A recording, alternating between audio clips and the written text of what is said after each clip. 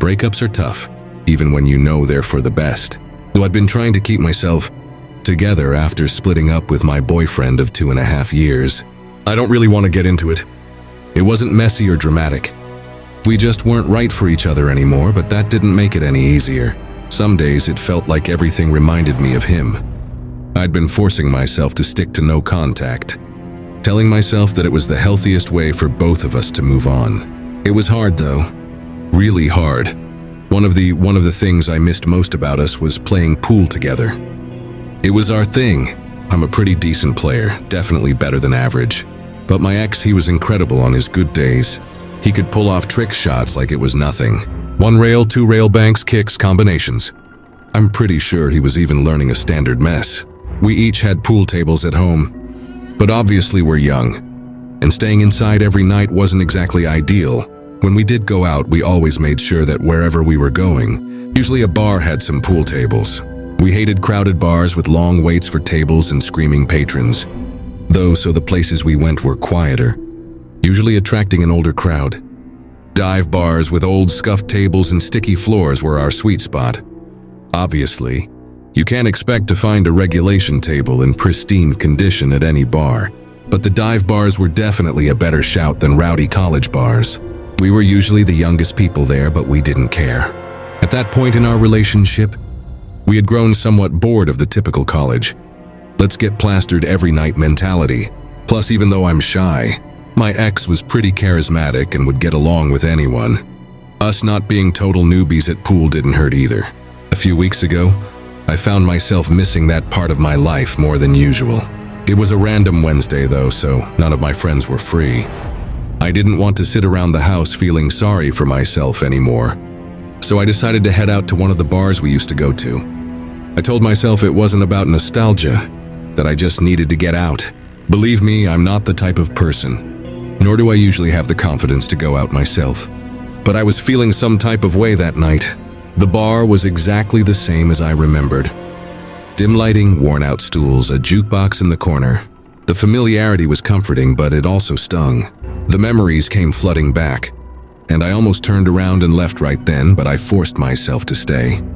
After grabbing a few drinks, I wandered over to one of the pool tables and started idly chalking a cue. I'm not really sure what I was planning on doing there. Playing alone would have been a little odd. Luckily, my question was answered because a guy walked over. He was maybe in his mid-20s, the only person in the room even close to my age. He leaned against the table and asked if I was up for a game. I nodded and told him to rack him up. He put some money in the slot and started racking I laughed to myself as he racked them wrong, but I didn't say anything. We played a few rounds, and I started to relax. He wasn't bad, not as good as my ex, but not terrible. I wasn't going easy on him, though. I won every rack we played. We chatted as we played, and he even bought me a couple of drinks. He was friendly enough, but it quickly became clear he wasn't the brightest guy in the world. I like sharp and quick-witted guys who can hold their own in a conversation. To this guy, not so much. Still, I didn't mind. It felt good to just play and talk and not overthink things for once. I was having a good time. After the 4th game, he popped the question, asking if I wanted to go back to his place. The question caught me off guard, but I guess I couldn't have been too shocked. I froze for a second before shaking my head. I tried to make it playful, saying he'd need a second date for that. In all honesty, I just didn't want to move so quickly.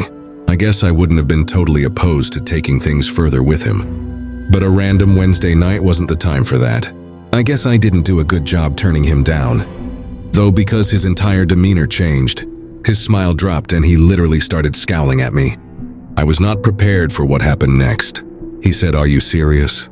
I grabbed my wrist, saying something about spending all that money on those drinks. Before I could respond, he snatched my purse too.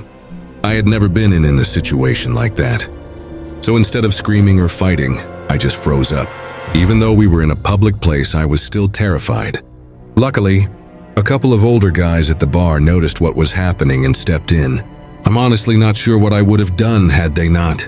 One of them told the guy to let me go. The guy glared at me, muttered something under his breath, and threw my purse back onto the table before storming right out of the bar. My heart was still racing, and I thanked those guys profusely for helping me out. That was it for me, though. I called an Uber and left the bar.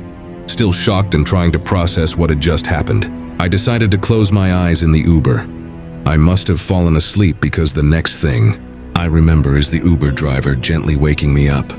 We were parked across the street from my house. I thanked him, got out of the car, and started walking toward the door.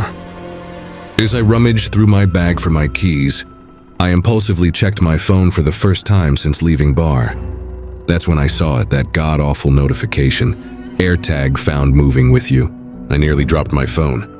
My hand started to shake as I rummaged through my purse, tossing aside my wallet and makeup until my fingers brushed against something unfamiliar. I pulled it out and stared in disbelief. There was literally an AirTag in my bag. A wave of panic hit me, way worse than what I was feeling earlier. I was still standing in the middle of the street, so I threw it on the ground and stomped on it a bunch of times until I was sure it was broken. I fought back a scream and started breathing heavily. The cold wasn't helping. I needed to get inside. I looked around frantically, but the street was completely empty. Whoever had planted the AirTag, probably that guy from the bar, would know exactly where I was. Maybe not my exact house, but the street for sure. The houses on my street are large and spaced out, so he'd definitely be able to narrow it down. I grabbed my purse and sprinted to the back door, fumbling with the lock before finally getting inside. I slammed the door behind me and locked it, my heart pounding so hard it felt like it might burst. I was safe, but I couldn't stop shaking. I walked up to my room, wondering how I had gotten myself into this mess. Normally, I'm asleep by 10 saksu and out cold for 9 or 10 hours, but there was no way I was going to sleep that night. I looked out my bedroom window, thinking maybe the scenery would lull me to sleep or something. As I was looking out the window mindlessly, I noticed an old beat-up Lincoln drive slowly past my house. Nothing too unusual, but it was late for cars to be driving on a residential road. But then it came back from the opposite direction, and I knew something was wrong. It passed even slower the second time, like the driver was scanning the houses. I didn't want to face the reality of the situation, but when it passed a third time, I had no choice. It was the guy. It had to be. He was trying to find my house. I wanted to scream again. The next time the car passed, the driver's side window was rolled halfway down. I wanted to call the police, but I didn't want that guy to know he was in the right area. I know that doesn't make any sense, but I was so scared and couldn't think straight. The next time the car passed, the driver's hand was hanging out of the window, holding something. It looked like a knife. And then, instead of driving past, the car stopped in the middle of the road, right across from my house. I ducked down, my heart beating a million beats a minute again. I stayed there, crouched below the window, too terrified to move. By the time I looked up, the car was gone. I waited for what must have been an hour, but it didn't come back. The next morning, I told my parents everything. My dad scolded me for not calling the police, but I told him I was too scared to. He called a buddy of his, a police chief, to ask for advice. His friend said there wasn't much they could do without more evidence, or the car's plate number, which I hadn't been able to see. His friend told us to call the police immediately should we ever see that car again. I didn't leave the house for days. Even now, I'm really scared that he's waiting somewhere, and he's going to see me enter or exit my house again. I haven't seen the car since, though, so maybe the nightmare is over.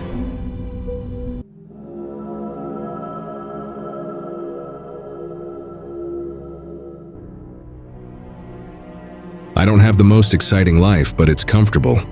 I'm 40, single, no kids. Some people might find that depressing, but honestly, I don't mind. I've got a steady job, a decent house, and no one to answer to but myself. I work as a bartender at a high-end luxury rooftop in a neighboring town, catering to the clientele who think regular bars are beneath them. I don't live anywhere near that level of luxury myself. My place is in a pretty middle-of-the-pack neighborhood, about 20 minutes away, but working there has its perks. The tips are amazing. People in that area aren't shy about throwing money around, and the rotating crowd keeps things interesting. Since the bar is upscale, we don't have the typical regulars you find in a dive. I like that. I never quite liked how close some customers would get with me or any other bartender for that matter. Maybe that's just me though. I like to keep to myself. I should probably mention that my name's Kevin. That'll be important later. It was a Friday night, our busiest night. The The place was packed as usual, with groups of friends clinking glasses, couples on date nights, and a few folks who probably wandered in just to feel important. I always like playing a mental game with my patrons. I try to figure out which ones are pretending to be something they're not. You can tell a lot about people by the way they order a drink. The ones who ask for complicated coffee hotels are usually trying to impress someone. The ones who order a whiskey neat, they've had a day. I had my eye on a couple at the end of the bar who were down to their last sips of wine. It's always better to offer a refill before they wave you down. I was in my groove, mixing drinks and chatting with customers when I noticed someone walk in who definitely looked out of place. I clocked the guy immediately. He was clenching his teeth and scowling like he was furious. He had jet black hair that wasn't combed and sat like a bird's nest on his forehead. He was wearing a blank black hoodie under a faded leather jacket, which looked like it hadn't been cleaned in years. There were stains all over it, but none of that was as unsettling as his face. Like I said, he just looked so angry. He made a sea line for the bar, but he didn't sit down. He just stood there staring at me. I wondered to myself how he had gotten past the doorman in the lobby. I cleared my throat and asked if I could get him something to drink, trying to keep my tone neutral despite the weird vibe he was giving off. He didn't answer right away, which was strange. He just kept glaring at me like he was getting ready to swing. Finally, he muttered that he wanted a double shot of Jaeger. I nodded, grabbed a glass and poured the shot. Jaeger isn't a drink we pour often here. Most of our patrons are likely to ask for something a little higher quality. But hey, if someone wants Jaeger, I'm not about to question their taste. I set the glass in front of him and moved on to serve a few other patrons. When I came back to charge him, he tossed crumpled cash onto the counter. That also threw me off. Hardly anyone pays in cash at this place. Again, though, it wasn't my place to judge. The guy didn't say anything as I rang him up, and I was ready to move on when he spoke again. I still remember his exact words. "I knew I'd find you here, Kevin." I froze. My eyes snapped to his as I scrabbled to process what he just said. I put the glass in my hand down and demanded to know how he knew I didn't want to make a scene, so I kept my voice low, but I hoped he got the gist of how serious I was. He didn't answer my question, just stared at me with the same angry intensity. Finally, he said, "I know what you did." Before I could ask him what he meant, he turned and walked towards the elevators. I wanted to yell something or chase after him, but I decided against it. I was on the clock. I couldn't just neglect my job. Instead, I just stood there for a moment, completely thrown off. I was honest to God, confused out of my mind. I didn't recognize him in the slightest. I couldn't think of anything I had done that would warrant such a cryptic statement. I'm no saint, but I don't go around making enemies. It put me in a sour mood for the rest of the night. When my shift finally ended, I drove home, but I couldn't stop thinking about what had happened earlier. I racked my brain for literally any explanation that made sense, but couldn't think of any. By the I ended up going to bed, I was still relatively unsettled by the whole thing. Sometime in the middle of the night, I woke up randomly. I wasn't really sure what woke me up, as I didn't have to go to the bathroom, and I'm usually the type of person to sleep through the night. I didn't hear or see anything, but something felt off. Without moving, I kept my eyes open, waiting for them to adjust to the darkness. After about a minute, I saw something that gave me an adrenaline rush of fear. There was a dark mass in the corner of my room, next to the door. It was just standing there, but I was 100% sure it was something that didn't belong in my room. I felt my heart start to race, but I forced myself to stay still, pretending to still be asleep. Someone was in my room.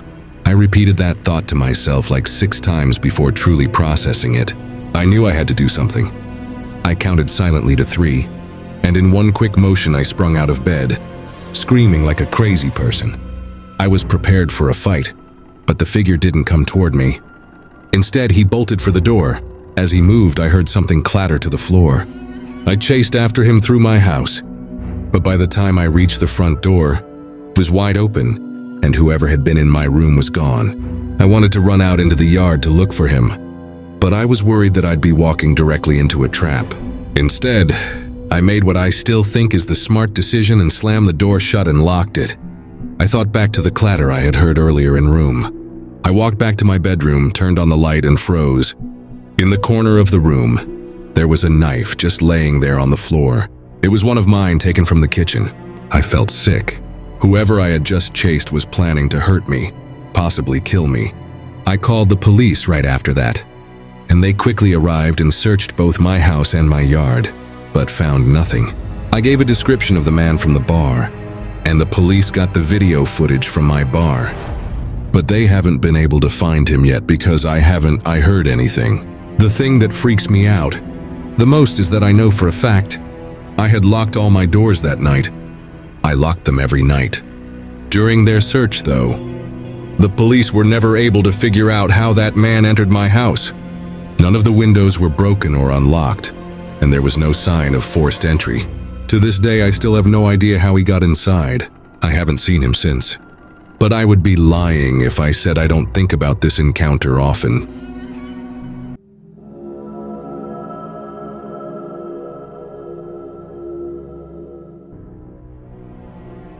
I work as a bartender at a bar and restaurant in a suburb just outside Baltimore. I'll do my best to explain the layout so the story makes sense. It's a busy place with a unique setup. There are no waiters, just bartenders like me and the cooks in the back.